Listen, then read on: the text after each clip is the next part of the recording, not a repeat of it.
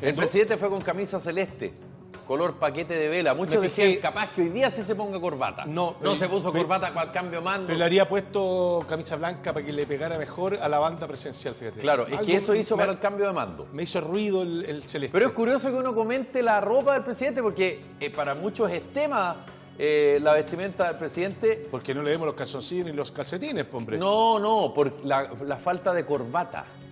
Ahora, a eso me refiero. Pero esa botón hasta arriba, no como tú que tienes suelto el botón de arriba. Sí, lo que pasa es que yo soy un poquito más moderno, siendo que él es más joven. ¿Cachai? Tiene bueno, el primer botón de arriba suelto. Cuenta pública comenzó con media hora de retraso. Estaba programada para las 11 de la mañana.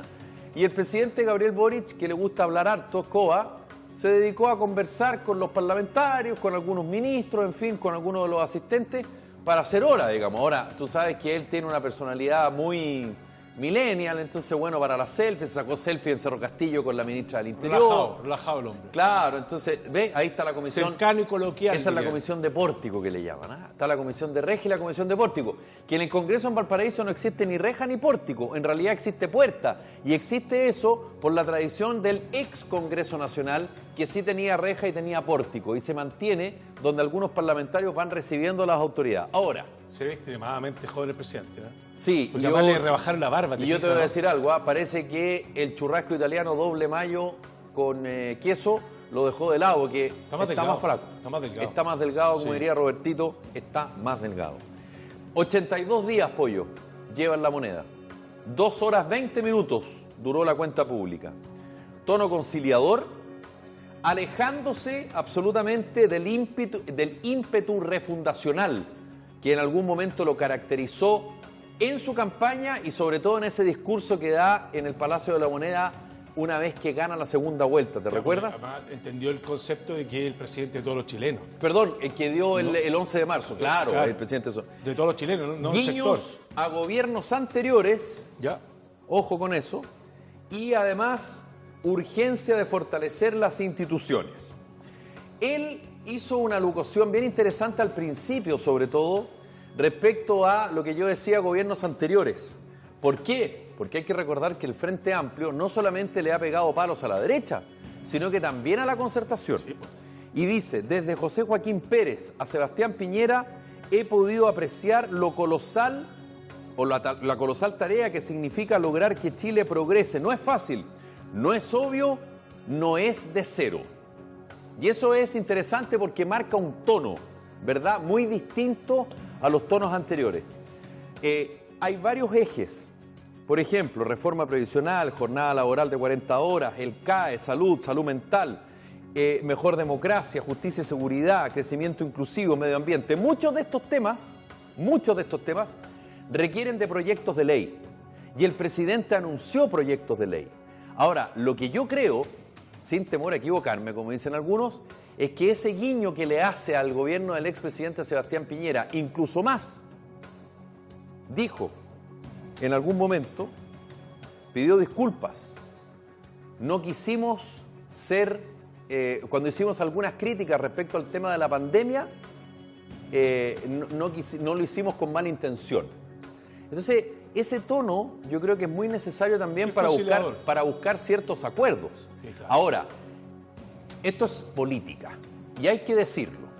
El presidente habla algo de seguridad. Se refiere al Ministerio de Seguridad, se refiere a inyección a carabineros, reforma, inyección a vehículos blindados para la seguridad, para el combate contra el narcotráfico y la delincuencia, pero hay que decirlo, ausencia absoluta respecto a 2 temas fundamentales que están aquejando a los ciudadanos hoy día: alta inflación y seguridad pública. Hay algunos anuncios, se refiere a este programa que presentó hace un tiempo el presidente Sebastián Piñera, el presidente Gabriel Boric, para ir en ayuda de las personas más necesitadas. El tema del congelamiento en el precio de algunos combustibles, la inyección de dinero al mecanismo de estabilización del precio de los combustibles, que lo conversamos ayer, ¿te fijas? Pero respecto al tema concreto, real, de lo que significa la seguridad pública, sobre todo en la macrozona sur, y lo que está pasando con la inflación, fue más bien por los bordes, fue más bien... no tan directo. No fue tan directo. Él que potenció algunos proyectos de ley y vuelve a tomar la agenda Vamos a ver si lo logra, pero lo intenta con el tema de la reforma previsional, pero sobre todo con la reforma tributaria. Sin la reforma tributaria, ninguno de los proyectos que él está impulsando, que necesita lucas, como por ejemplo, disminución del copago en el sistema público de salud. Claro, porque tú para eso necesitas lucas. Para los tramos C y D de FONASA, que ayudaría a cerca de 6 millones de personas. Tú con eso, tú para concretarlo, para lograrlo, necesitas dinero. Y para eso tú necesitas aprobarlo en el Congreso. Y por eso él tuvo un tono muy amable con los parlamentarios. No sé si tú escuchaste en algún minuto, el honorable Congreso, los honorables parlamentarios, que muchos dicen son frases hechas, pero en esta ocasión, creo yo, tienen un sentido de búsqueda de ciertos acuerdos. ¿Sabes qué me pasa a mí? Que muchos de los anuncios se esperaban, ¿no? En las distintas áreas donde hay urgencia. Pero me llamó la atención algo que en general es tabú, que se oculta, que es el tema de la salud mental en Chile. Sí. Anunció 36.000 millones de pesos para colocar 12 centros de salud mental. Uno en San Antonio sería el primero, después en Antofagasta y Quique. En Chile tenemos un problema de salud mental gravísimo. También. No solamente en el término de los cabros chicos, los estudiantes, los adolescentes, adultos. Un montón de gente en Chile, después de la pandemia, está experimentando serios problemas de salud mental. Entonces, que sea prioridad, y es caro, los psiquiatras son caros, la ISAPRES no siempre te cubren y te devuelven más de 2 consultas al año y la tercera ya te la empiezan a cobrar entera. Entonces, no hay, en ese sentido, como te dijera yo, conciencia de la importancia de la salud mental en un país que además está tan polarizado.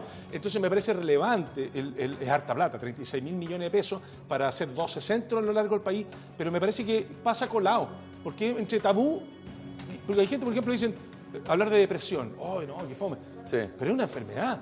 Sí, y hay gente que la sufre en silencio, porque hay gente, porque gente la confunde con que estuviera bajoneado. Y eso es una enfermedad mental. Y eso ha aumentado significativamente en Chile a consecuencia de la pandemia. Es lo que te digo. Y ojo, que el presidente Gabriel Boric, recordemos que él reconoció en una entrevista que sufría de trastorno obsesivo compulsivo y que estaba medicado.